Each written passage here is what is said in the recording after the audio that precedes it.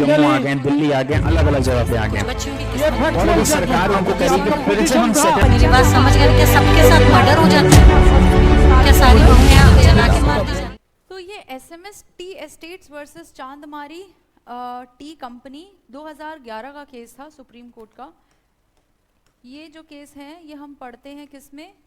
Arbitration में, तीनों ही cases, लेकिन यहाँ पे रेलेवेंट है क्योंकि रजिस्ट्रेशन को टच कर रहे हैं। तो SMS टी एस्टेट्स के केस में सबसे पहली बार 2011 में अपेक्स कोर्ट ने ये हेल्ड किया कि अगर कोई भी डॉक्यूमेंट अनरजिस्टर्ड है जिसका रिक्वायरमेंट था, रजिस्ट्रेशन का कंपलसरी था, उस अनरजिस्टर्ड डॉक्यूमेंट में ही एक क्लॉज है आर्बिट्रेशन का। किसका क्लॉज है? आर्बिट्रेशन का। और आप जानते हैं किसी भी कॉन्ट्रैक्ट में अगर एक क्लॉज भी आर्बिट्रेशन का हो तो उसको पूरा आर्बिट्रेशन अग्रीमेंट माना जाता है अपने आप में। तो डिस्प्यूट पहले आर्बिट्रेशन में जाएगा। इतना स्ट्रॉन्ग है आर्बिट्रेशन कंसिलिएशन का लेजिस्लेशन अपने आप में।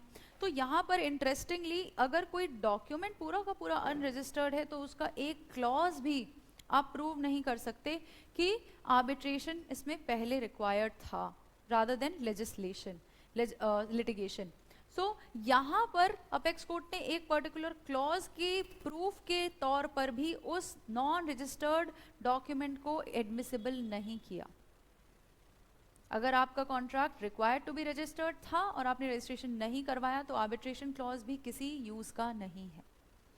ठीक, यही बात इन्होंने फॉलो की है NN ग्लोबल के केस में 3 जज बेंच ने।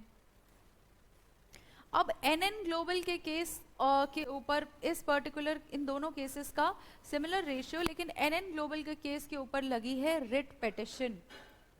क्यूरेटिव पिटिशन भी लगी थी। क्यूरेटिव पिटिशन दूसरे नाम से लगी, रिव्यू हुआ, रिव्यू भी काम नहीं किया। रिव्यू के बाद क्यूरेटिव पिटिशन लगी है भास्कर राजू वर्सेस धर्म रत्नाकरा के नाम से। पहले रिव्यू हुआ, रिव्यू से काम नहीं चला तो लास्ट रेमेडी क्या होती है? Curative petition. कहाँ से आई थी?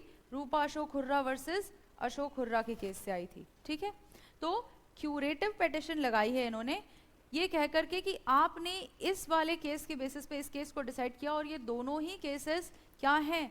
ठीक नहीं हैं और इसको आप फिर से देखिए, रिकंसिडर करिए इस सिचुएशन को। तब अपेक्स कोर्ट ने फाइनली कहा कि हाँ हम माफ़ी मांगते हैं।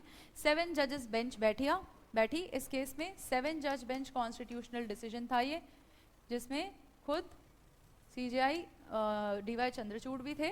ठीक है, इन्होंने इसमें ये कहा कि अगर कोई अनरजिस्टर्ड डॉक्यूमेंट है और उसमें एक क्लॉज अगर आर्बिट्रेशन की तरफ इशारा करता है तो हम उस आर्बिट्रेशन क्लॉज का प्रूफ देखने के लिए उस डॉक्यूमेंट को एडमिसिबल इन एविडेंस कर लेंगे। ठीक है, इसी बात को अब आप लोग लिख लीजिए। Subscribe for more content.